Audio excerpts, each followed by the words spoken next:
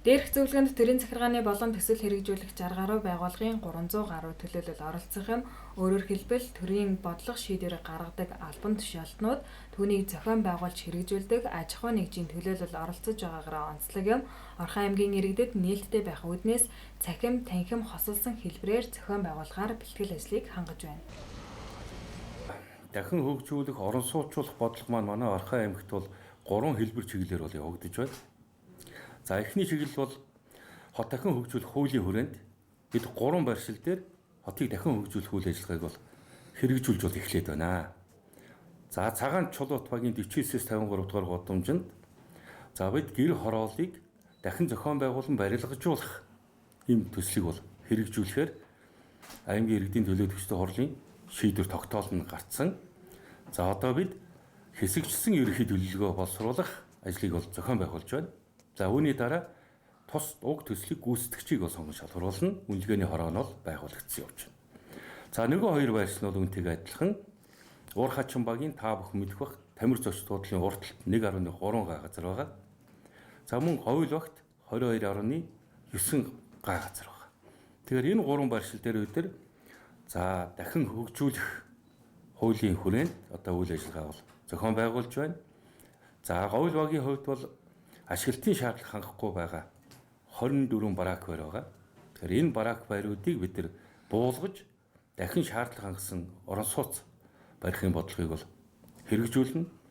За уур хачин багийн хувьд бол ашиглалтын шаардлага хангахгүй, хот төлөлтийн шаардлага хангахгүй ийм байршил буюу гараашуудыг барьцсан байгаа байршил байгаа. За энд нийтээ 118 гараж байгаа. Тэгэхээр энэ 118 гараж барилсан энэ бүсийг бид бас стандартын шаардлага хангасан төлөлтийг хийхээр одоо төлөвлөн бол ажиллаж байна.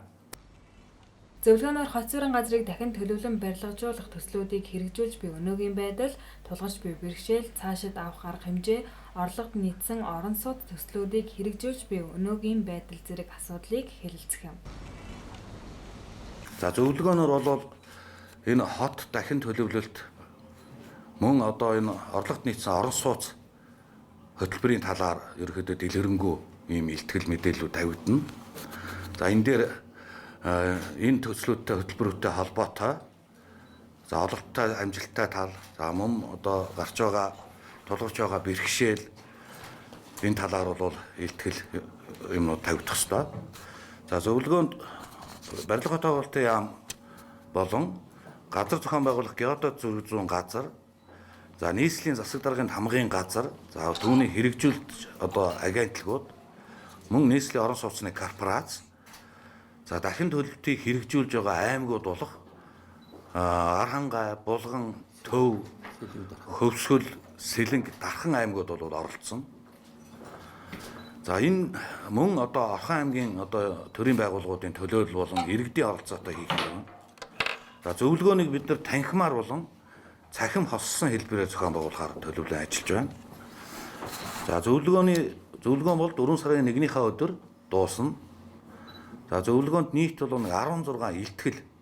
Энэ илтгэлүүд бол дандаа одоо иргэдийн маань сонирхдаг, аж ахуйн нэгжүүдийн маань сонирхдаг одоо ийм илтгэлүүд тавигдана. За мөн зөвлөгөөнтэй холбоотой үзэсгэлэн гарах байгаа. За энэ үзэсгэлэнд бол барилгын орон сууцны болон энэ барилгын шинэ технологи, шинэ шийдлүүд одоо ямар хэрэгжиж байгаа талаар одоо үзэсгэлэн гарна. Энд бол иргэд болон одоо аж ахуйн нэгжүүд бол оролцох боломжтой. Хот зүрийн газрыг дахин хөгжүүлэх хуулийн хүрээнд хэрэгжиж буй төслүүдийг хэрэгжүүлж буй яам агентлаг, нийслэлийн засаг даргын хэрэгжүүлэгч агентлагууд, орон нутгийн өмчит үйлдвэрийн газрууд болон төсөл хэрэгжүүлэх аж ахуйн нэгж байгууллагууд харилцан санал солилцох, мэдээлэл авах, санамж бичих байгуулж хамтран ажиллах нь тус зөвлөгөөний зорилго гэдгийг албаныхан онцоллоо.